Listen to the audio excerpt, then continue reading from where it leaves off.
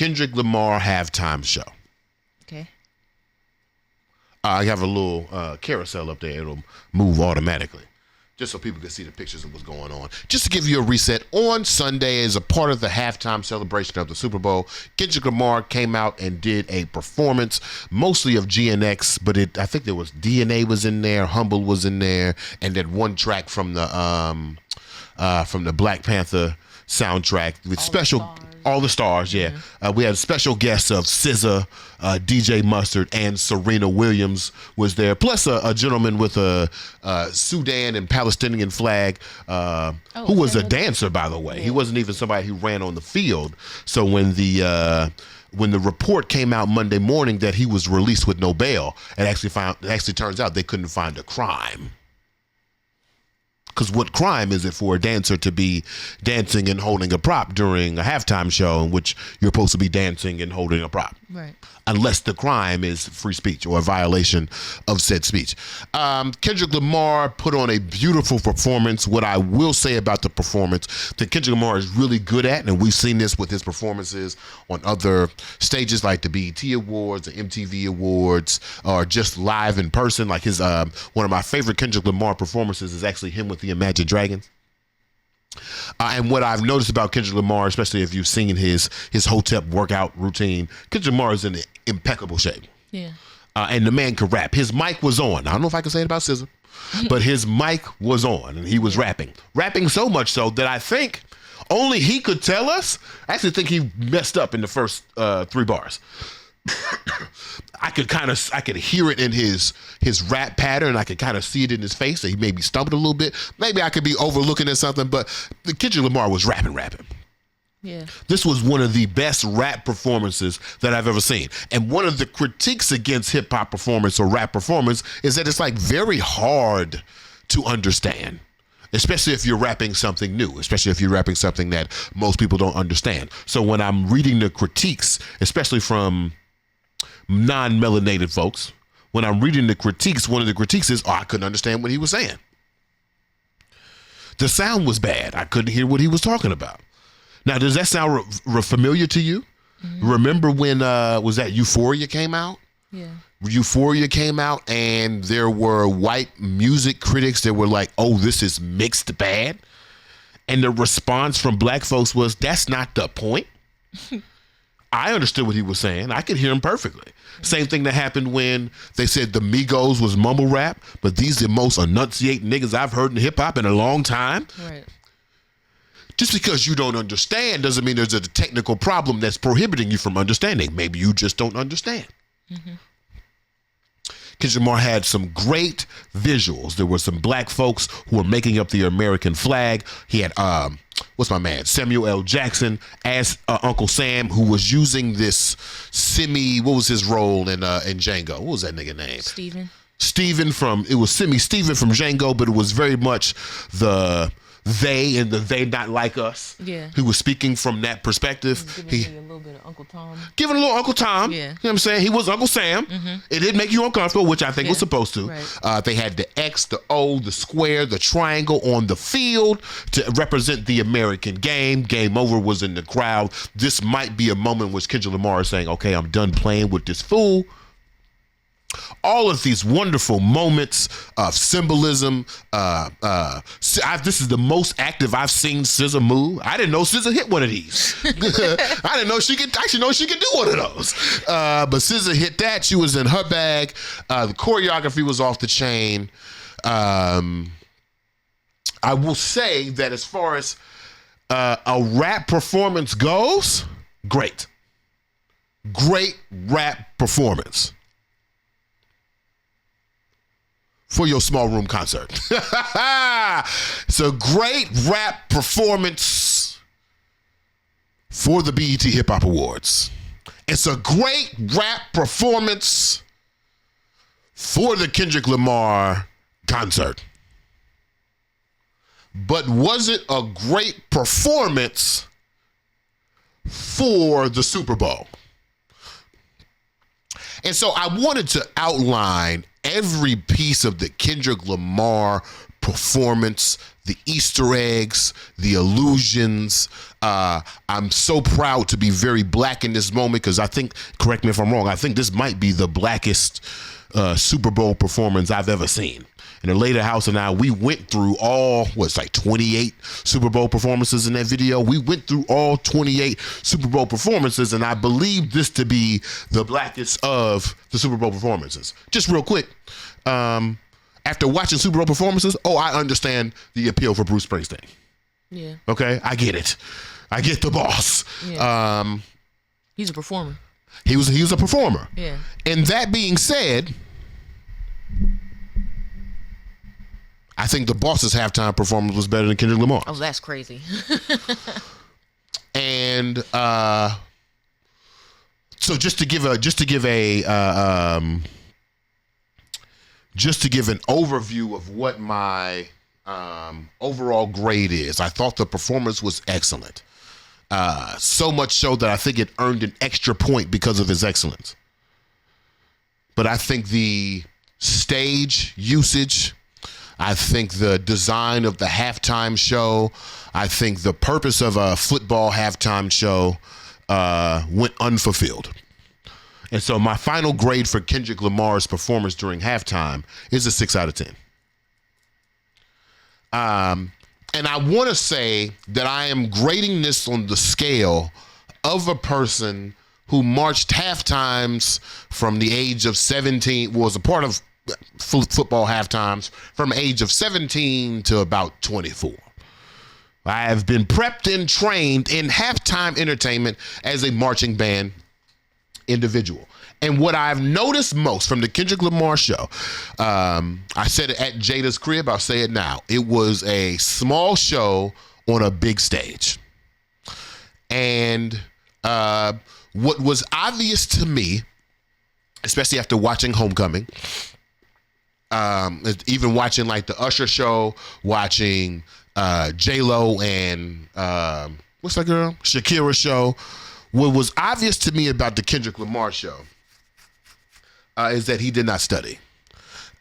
Kendrick wanted to tell a particular story, and he used the tools at hand, the knowledge at hand, to tell that particular story. But what was obvious to me is that Kendrick Lamar did not study halftime shows. I believe Kendrick Lamar to be a genius. He's a Pulitzer Prize winning writer. He is probably the greatest lyricist in hip hop history, and a creative force, especially some of the things that we've seen since the Drake beef, and even before the Drake beef. I believe that Kendrick Lamar is smart enough to adapt his message to whatever stage. But for whatever reason, it just doesn't feel like Kendrick Lamar studied the space in which he was going to be occupying. And the biggest demerit on the show was the white tarp on the field. We could talk about messaging. We could talk about clarity. We could talk about camera angles. We could talk about the grandness and the spectacle of the Super Bowl. But the white tarp on the field, to me, demonstrates that he did not understand the macro visuals that are part of a halftime show. Because why would you be standing on white? Not black, not green, not blue, purple, red, but white. It made the halftime show feel about 7 cents cheaper than it probably was. When I look at the layout of the show was executed in 4 small rooms in which Kendrick Lamar performed down the runway of those small rooms. When I look at the Rihanna performance, which I do rank above this performance, when I look at the Rihanna performance, although it was not as intricate when it comes to storytelling or even choreography, the thing that Rihanna and even Beyonce know is that the macro visuals of this halftime show are the priority of the show. Which is why when you see Beyonce performing, you see Rihanna performing, there are basically 2 shots. There is a wide range shot to catch everything that they want in that shot, which is usually 40% of the stadium, and then they have the close-up shot just to get to the face of the performer. And what I saw in the Kendrick Lamar shot and the Kendrick Lamar shows were more small rooms. So if you could think about the peekaboo performance, which was happening in a circle, or even the All the Lights performance, which was happening in a circle, all of these things were designed so they could be tight shots of these particular moments. And I don't know if that works for the traditional grandiose spectacle stage that is the Super Bowl. Now, BMO, does that mean that he needed to do less, that he needed to do more? I don't know. But I know that when Michael Jackson came out on stage to Screaming Friends and looked around, that was spectacle. And he didn't move. I know when Prince was doing Purple Rain in the rain with that giant sheet that took him from being the 5'2" man that he is to the 20-foot giant that he represents, I know that was spectacle. I did not see that type of spectacle in the Kendrick Lamar show. Now, again, I tell you, if this was just a stadium show, 10 out of 10. If this was just a Kendrick Lamar show in a different situation, 10 out of 10. But for the fact that it was supposed to entertain, keep the energy going from half one to half two, I don't know, I felt like it came up short. Outside of the white carpet, outside of the white tarp, outside of the small room performances, Kendrick also started the halftime show with the acapella performance.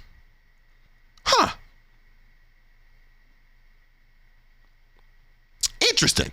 I won't go as far to say that it was boring or is one of the worst halftime shows ever. I actually still think it's a fairly decent halftime show. I don't know where it ranks in the all-time listing of halftime shows.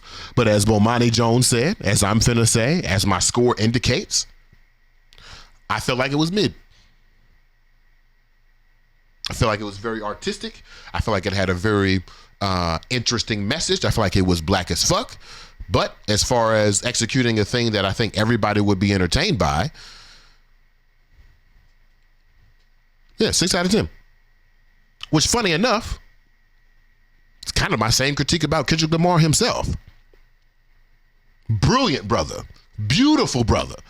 One of the smartest people I've ever witnessed. One of the most wonderful writers I've ever seen. One of the most important figures in hip-hop history.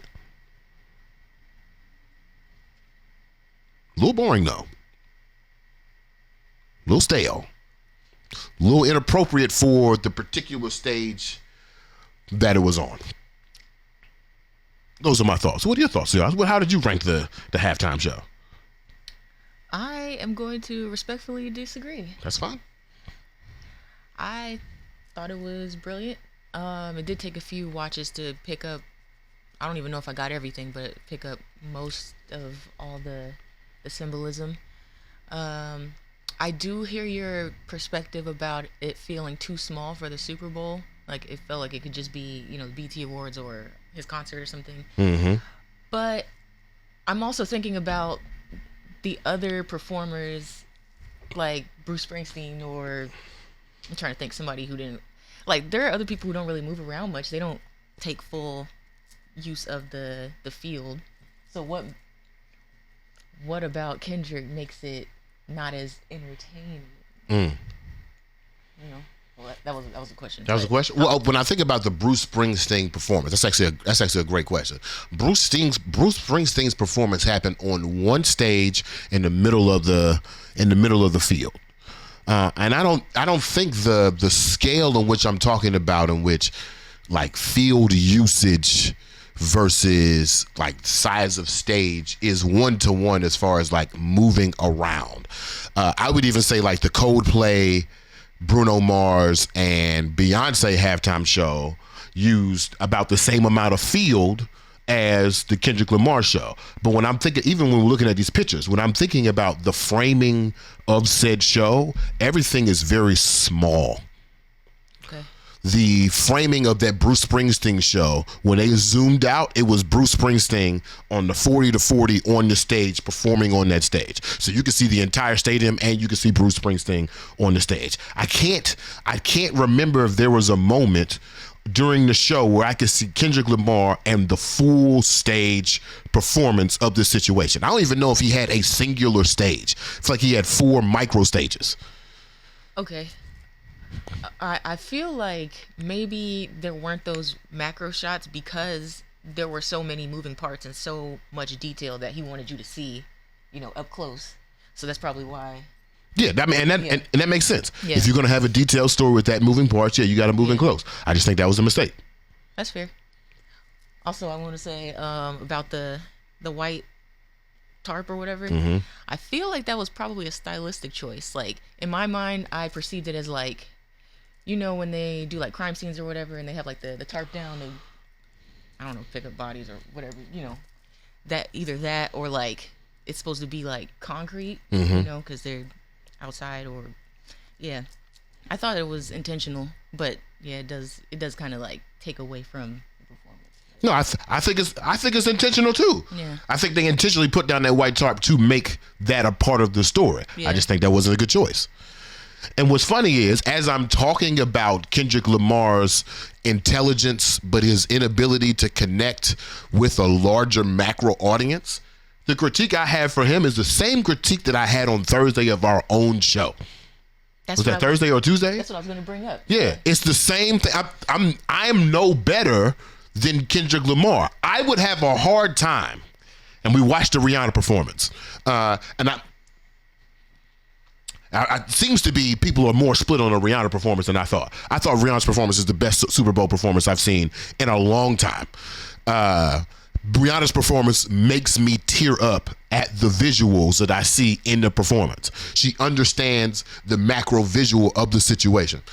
Same thing for Beyonce's Homecoming. Same thing for Beyonce's halftime show and her joint during the Christmas situation. Like, they understand the macro visuals of the situation better. But believe you me, that if we were given the same opportunity as Kendrick Lamar, our show would look like Kendrick Lamar's. I have a clip out right now when I do a conversation with my man from Afro and Audio. Shout out to my man Talib. In which I say, a lot of people are thinking big, I'm thinking small. That's what Kendrick Lamar was thinking. Kendrick was thinking small. Nothing wrong with thinking small. Same thing I think. How do I affect and have the most engagement and impact on most people? I got to be intentional. But there is a risk with that storytelling that you might lose some of your audience. You might not be entertaining. And as we discussed on Thursday or Tuesday of last week, entertainment seems to be more valuable than academia. I don't know if that's a good thing. I don't know if we could put a pejorative on that makes it feel better. But what's interesting to me is that people who hold a similar opinion to mine are now being called ignorant. People who don't read. People who didn't get it. If you didn't like the Kendrick Lamar show, you must not be black enough. If you didn't like the Kendrick Lamar show, you don't understand black aesthetics. And it's like, no, I understand that. I understand black aesthetics. I understand everything Kendrick was doing. I didn't need no Easter egg hunt. I didn't need no TikTok video to explain to me what Kendrick Lamar was doing at the Super Bowl. I knew it. I got it. I get it. But watch this joint, then go watch the Rihanna joint and say you're more entertained than Kendrick Lamar. I don't know if that's true. Should that be the purpose of the Super Bowl? Should we start having that conversation? That the halftime of the Super Bowl is actually a time to make impactful statements instead of entertainment statements? The best part of waking up is being more and